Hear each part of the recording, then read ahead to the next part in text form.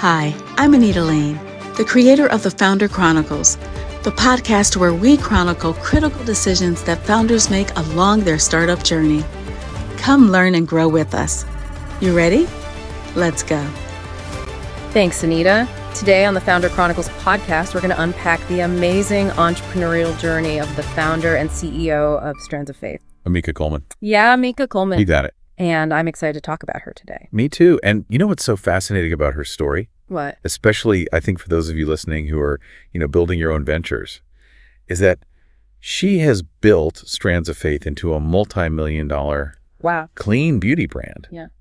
But her focus is so specific. And I think that's something that's really important to think about. Yeah. When you're thinking about building a business.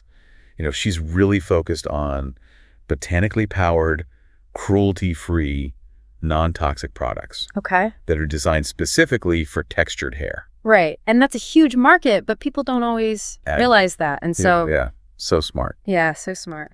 To kind of niche down like that. Yeah, and for those of you listening as aspiring entrepreneurs and founders, you are likely navigating your own set of challenges right now and looking for that spark of inspiration, those practical insights that can really make a difference. Totally. And that is exactly why we're diving deep into Ameka's story today. Yes. To uncover those valuable lessons that are kind of woven into her journey, think of this as a shortcut.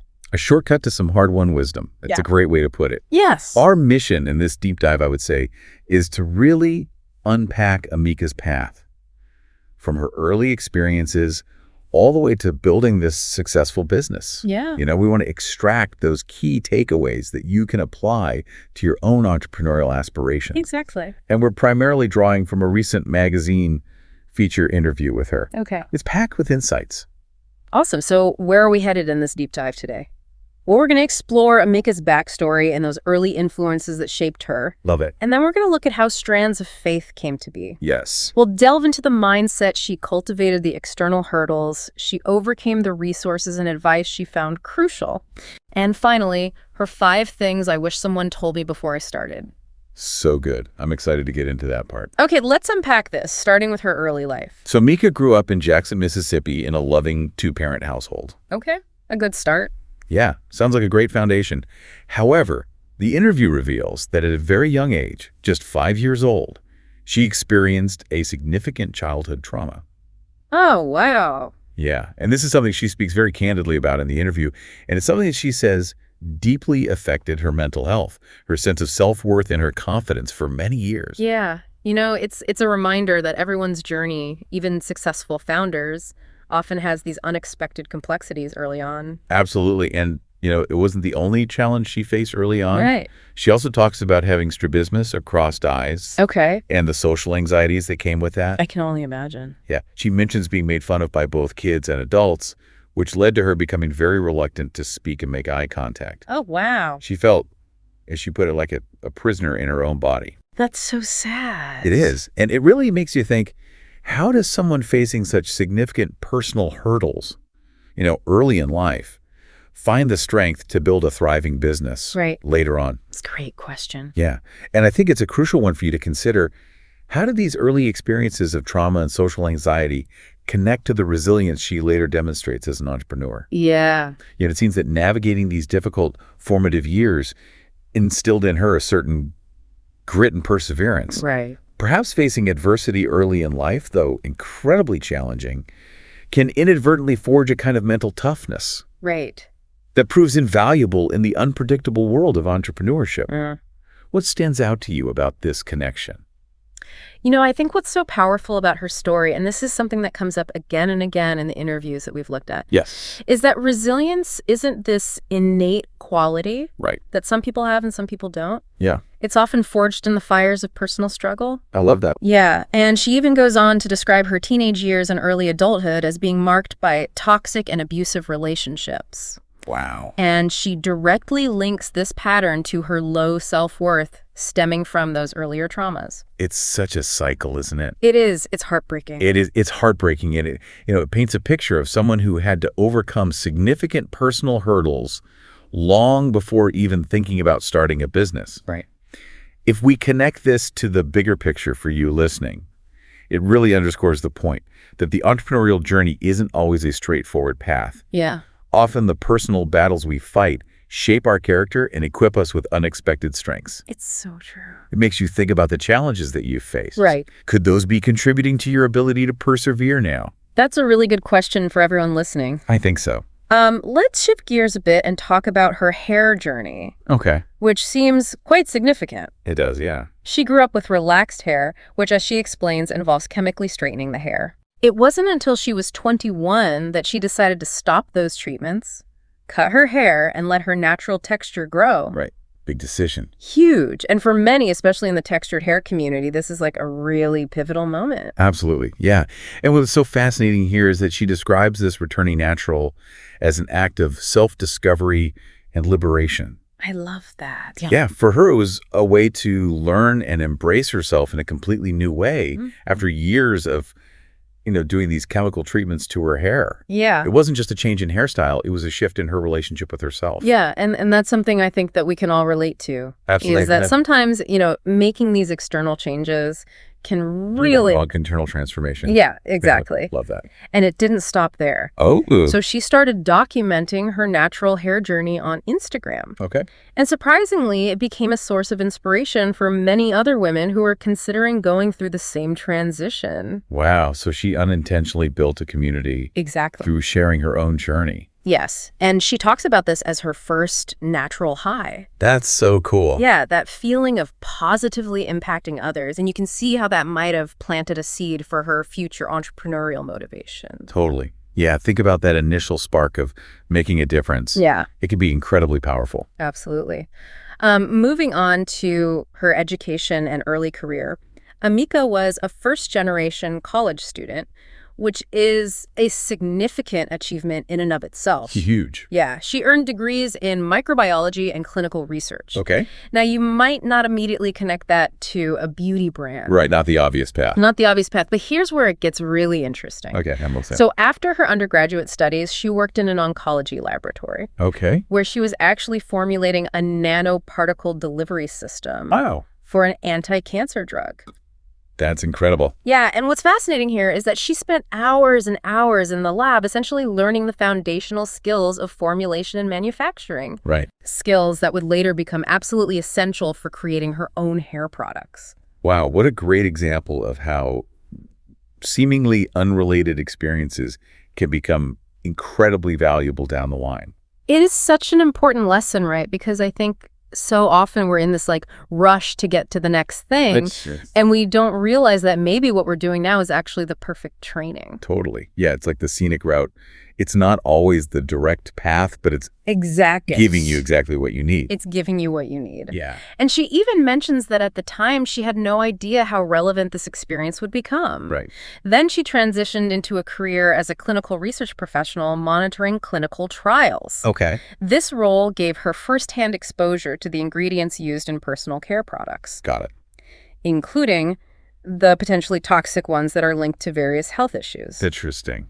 This knowledge clearly informed her commitment to creating a clean beauty brand. Makes sense. So her scientific background wasn't just academic, it had this direct impact on her business vision. I love that connection. So if we connect this back to you, the listener, it really underscores the point that seemingly disparate experiences and skills can converge in unexpected ways to fuel your entrepreneurial journey. It's so true. Pay attention to what you're learning, even if it doesn't seem directly relevant right now. You never know how those skills might become your secret weapon. Yeah, that's so good. Now let's talk about the genesis of Strands of Faith. Okay. In 2017, Ameka says the idea literally dropped into her spirit out of nowhere. Out of nowhere. But she now sees it as something that was predestined. I love that. I know. Like it was meant to be. Yeah, and she had a few key motivations for starting the brand. Firstly, she struggled to find effective, clean, non-toxic products for her own textured hair. Okay. That would keep it moisturized for more than a day. Yeah, I can relate to that. It sounds like a very specific frustration that many others likely shared. Absolutely, and this highlights a really common entrepreneurial trigger. Yeah. Identifying a personal pain point. Yes. And realizing that there's a wider market facing the same issue. Yes. For you listening, think about the frustrations you encounter daily. Yeah. Could any of those be the seed of your own business? That's such a good point. Ameka's experience shows that authentic solutions to personal problems often resonate widely. They do. And her second motivation was recognizing that while the market for textured hair is massive, we're talking a multi-billion-dollar industry. Wow. It was, and in some ways still is, underrepresented in the beauty industry. That's true. She saw an opportunity to serve this market with high-quality products. Smart. It was about recognizing a gap and stepping in to fill it. Yeah. And perhaps most importantly, her core mission was deeply personal. Okay. To be a beacon of hope, optimism, and light, and to encourage faith. Wow. She emphasizes that they sell hope, faith, and love, first, products secondary. I love that. This really speaks to the power of purpose beyond just profit. And that really gets to the heart of her why. Right. She connects her own personal trauma and life experiences directly to the purpose behind the brand. It's beautiful. It's not just about hair. It's about something much deeper. It's about empowering and uplifting others. And this purpose-driven approach is often a key differentiator for successful brands. Yeah. When your why is strong and authentic, it resonates with your customers on a much deeper level. Absolutely. It's not just about what you sell, but what you stand for. Right now, building a multi-million-dollar brand is no small feat, and Ameka initially bootstrapped Strands of Faith using her own personal finances and later through grant funds. Wow. And for those unfamiliar, bootstrapping means funding the business. Right. Using your own savings and revenue without external investment in the early stages. Got it. She credits her early life adversities with equipping her with the strength, the stamina, the perseverance, and the grit needed to navigate the inevitable challenges of entrepreneurship. It's a powerful reminder that the obstacles we overcome can become our greatest assets. I love that. Yeah, the roller coaster of waves that she mentions in entrepreneurship. Right. It requires a significant amount of inner fortitude. Yeah. Think about the times you've had to push through those experiences, build crucial entrepreneurial muscles. Yes, they do. She also shares some really insightful perspectives on money consciousness. Okay. Growing up, she saw money often being mismanaged. Right. And she admits to picking up some of those same habits as a young adult. Right. Leading to things like overdrafting and bad credit. Relatable. Very relatable. Yeah. And this highlights the importance of developing healthy financial habits, something that's crucial for both personal well-being and business success. For sure. As you're building your business, make sure you're also building a strong financial foundation for yourself. Right, because it all goes hand in hand. Absolutely. She describes a pivotal moment when she couldn't get approved for an apartment and had to ask her grandmother to co-sign. That was the turning point. Okay. She made a promise to herself and to her grandmother that she would never be financially dependent again. That's huge. And that's when she got serious about money management. Yeah, it shows that sometimes a really tough experience can be the catalyst for significant positive change. It can be a wake-up call. Exactly. And that moment of realization and the conscious decision to change her financial trajectory are so powerful. Yeah. It underscores the idea that we can learn from our mistakes and make significant shifts. Yes. What are some of those pivotal moments in your own life that have shaped your approach to business? That's a great question. Let's circle back to the vision behind Strands of Faith. Okay. Ameka wanted to address the glamorization of certain hair textures over others and the historical perception of textured hair as unprofessional. Right. Her own natural hair journey was deeply personal, and she wanted to empower others to embrace their natural beauty. Right. It was about changing narratives and fostering inclusivity. I love that. And the desire to challenge societal beauty standards and promote inclusivity is a strong driving force behind many successful ventures. It is. Addressing a genuine need for representation and validation can create a loyal customer base. It's so true. Think about the values that are truly important to you. Could your business reflect those? That's a great question. And, for her, it goes beyond just hair care. Yeah. She wanted to create a brand that would make her customers feel seen, heard, validated, and appreciated. That's beautiful. It provides impact beyond just the physical product. And that emotional connection with the customer, making them feel understood and valued, is what transforms a product into a beloved brand. I love that. It's about creating an experience, not just a transaction. It's so true. Of course, the entrepreneurial journey isn't just about external challenges. Right. There are often internal mindset obstacles to overcome. Oh, for sure. Ameka talks about the challenge of overcoming limiting beliefs. and what she calls man-made religious constructs that prevented her from experiencing true freedom. Wow. It highlights the importance of personal growth alongside business growth. That's so key. It really is. This highlights the importance of inner work and challenging those self-imposed limitations. Totally. Often our biggest obstacles are the ones we create ourselves. Yeah, so true. What limiting beliefs might be holding you back in your own entrepreneurial journey? Another good question she identifies as an overcomer, someone who chooses not to be defined by past circumstances. Love it. Her focus on education and personal development played a crucial role in equipping her to navigate those challenges, both personal and professional. Yeah. It's a testament to the power of continuous learning. And this mindset of continuous learning and growth Yeah. is essential for entrepreneurs who are constantly facing new and unpredictable situations. It is. The business landscape is always evolving. Right. So a commitment to learning is key. Right on the external front, the biggest hurdle she faced was balancing the demands of building a startup with her responsibilities as a wife and mother of 4.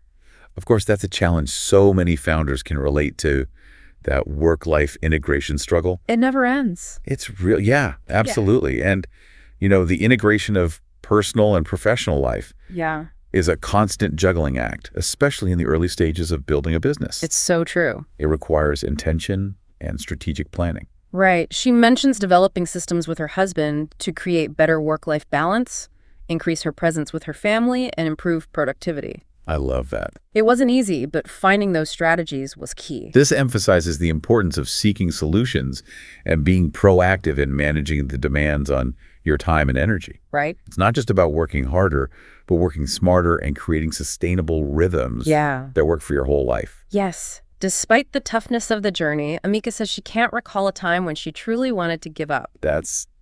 Even in seemingly impossible situations, she maintained her faith and her determination. Powerful. That resilience factor is clearly a significant part of her success. Absolutely. And, that unwavering determination, that refusal to be defeated, is a hallmark of many successful entrepreneurs. It's so inspiring. It's about pushing through the inevitable setbacks and maintaining belief in your vision even when things get tough. Even when things get really tough. Yeah. She also emphasizes the power of support, particularly from her husband, Dan, who she says has supported her dream from day one, giving her the space and the time she needs. Wow, that's beautiful. She also credits her 4 children, who are familiar with the business and often offer help. That's a great example for them. It sounds like a real team effort. It does. And the importance of a strong support system cannot be overstated. Yeah. Whether it's family, friends, mentors, or fellow entrepreneurs, having people in your corner can make a huge difference. I agree.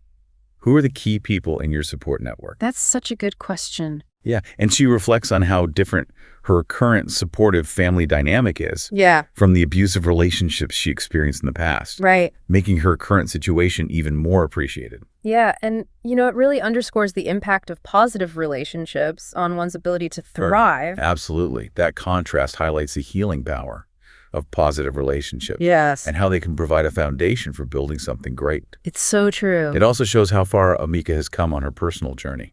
Yeah. When it comes to key resources, tools, affirmations, and mindset strategies, Ameka boils it down to 3 fundamental things. Okay. Prayer, faith, and diligent work. It's simple but powerful. It's a simple but powerful combination. It's a reminder that sometimes the most effective tools aren't complex. Right. This emphasizes the blend of inner belief and consistent action that often underlies success. It's not just about having faith, it's also about putting in the hard work. So true. Both are essential. Yes. Now let's get to her advice for women creating wealth and abundance. Okay, I love this. First, she says it's crucial for every woman to know that creating wealth is their birthright. I love that. It's about believing in your own potential for financial success. Yes, that's a powerful affirmation, challenging any internalized beliefs about limitations. Yeah. It's about stepping into a mindset of abundance. She also stresses the importance of prioritizing oneself as nurturers. Women often put others first, but she argues that taking care of ourselves first allows us to operate from a place of wholeness and effectively support others. Yes, Preach. Right. It's the idea of filling your own cup first. Totally. You can't pour from an empty cup, and you can't effectively lead or build a business if you're depleted. So true. And, as someone who's always putting others first, Yes. this is something I've really had to work on. Me too. She also reframes the desire for wealth, saying it's not a bad thing when your motives are right. Okay. Having financial resources can be a means to make a financial impact and improve the world. Totally. It shifts the perspective from greed to contribution. It does. Yeah. This shifts the perspective on wealth from purely personal gain to a tool for positive change. Yeah. It's about using your resources to make a difference. Her final piece of advice for female entrepreneurs is to envision their future, identify the blocks in their way, and then intentionally work through them with patience. Patience is key. She emphasizes that the journey is a marathon, not a sprint. So true. And that small steps compound over time. It's about having a vision and being persistent. That long-term perspective and the focus on intentional, steady progress are crucial for navigating the inevitable ups and downs of entrepreneurship. Yeah. It's about building something sustainable. It is. And now for the part we've been leading up to. I know, I'm excited. Ameka's 5 things I wish someone told me before I started. Let's hear them. Her first point is take it slow. Okay. She cautions against the pressure to achieve rapid growth, saying that often it's a fast track to nowhere. Right. She references the unrealistic growth showcased during the pandemic and emphasizes building something strong and steady. This is so relevant in today's fast-paced world. This is such valuable advice, especially in today's social media-driven world, where there's often this illusion of overnight success. Right. Sustainable growth takes time and a solid foundation. Totally. Think about building a strong house versus a flimsy structure. Exactly. Her second wish is get your rest. Okay, I like this one already. While occasional late nights might be necessary, she advises against making it a lifestyle, emphasizing that lack of sleep isn't rewarded. It's true. She connects good sleep to productivity and doing your best work. It's all connected. It's a reminder that self-care isn't a luxury, it's a necessity for peak performance. Burnout is a real risk for entrepreneurs, and prioritizing rest is essential. Yeah. For long-term health and effectiveness, you can't make sound decisions when you're running on empty. So true number 3 is trust in yourself. Love it. She acknowledges the need to seek expert help at times, but stresses that the core vision comes from within and should be protected. She advises holding on to that vision when facing differing opinions. It's about tuning out the noise. Yeah. And staying true to your inner compass. Exactly. Her fourth point is to network. Okay. As a natural introvert with past social anxiety, she learned the hard way that a solid network is essential for mental, spiritual, and financial growth in business. It's so true. It highlights the power of connections, even for those who find it challenging. This highlights the power of connection and the value of building relationships. Yeah. Even for those who find it challenging. Right. Your network can provide support, mentorship, and opportunities you might not find otherwise. Yes. And finally, her fifth piece of advice is don't diversify too soon. Yeah. She recommends focusing deeply on one plan before expanding, referencing her own experience of taking on too much too quickly and the negative impact it had on her mental health. Right. Spreading yourself too thin Exactly. can hinder progress and lead to overwhelm. It's so true. It's better to be excellent at one thing than mediocre at many. So for you aspiring entrepreneurs and founders listening, Yes. what are some of the key takeaways from Ameka's incredible journey? That's the question. I think her story really highlights the power of resilience in the face of adversity. Absolutely. The importance of a strong why that drives your mission and that crucial element of self-belief, even when the path ahead seems uncertain. Yes, and let's not forget the practical wisdom in her 5 things. Right, and her emphasis on the blend of faith and hard work, coupled with the practical advice about taking things slow, prioritizing rest, trusting yourself, networking, and focusing before diversifying, offers a really valuable roadmap for anyone embarking on their own entrepreneurial adventure. I think so. Her journey is a testament to the fact that challenges can be stepping stones. Couldn't agree more. That was great. Thank you for joining us today, and I hope you gleaned an insight or two from this deep dive. Founder Chronicles is original content written by the Sensei Communications team and narrated by AI. If you have a story that you'd like chronicled on our podcast, let us know. Send an email to mystory@founderchroniclespodcast.com. Until next time.